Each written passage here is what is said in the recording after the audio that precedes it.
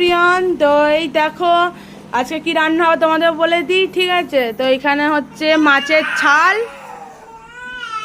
ছাল মা বলছে হবে ভোলা মাছ, কাঁচা মাছ দিয়ে, আর করলা ভাজা, নিম পাতা ভাজা হবে, আলু সেদ্ধ দিয়ে মাখবো, কালকের পটল আর এখানে করলাই দেখো।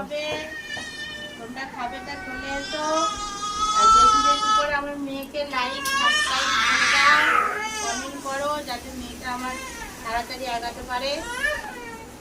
শুনতে পেয়েছো? খাবে চলে এসো। হ্যাঁ, শুনতে পেয়েছো মা কি বললো? আশা করি তোমরা শুনতে পেয়েছো।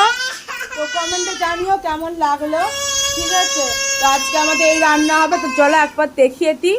এখানে হচ্ছে মাছ ছাল করবে, আর এখানে হচ্ছে নিম পাতা ভাজা হবে, আলু দিয়ে মাখা হবে। মা তো বলেই দিল, আর বলছি না। আর এখানে আছে করলা কাটা, আর এখানে আছে কালকেকার চচ্চড়ি পটল আলু দিয়ে, দারুণ করেছিল সেটা মা। আর এটা তো সুইটির।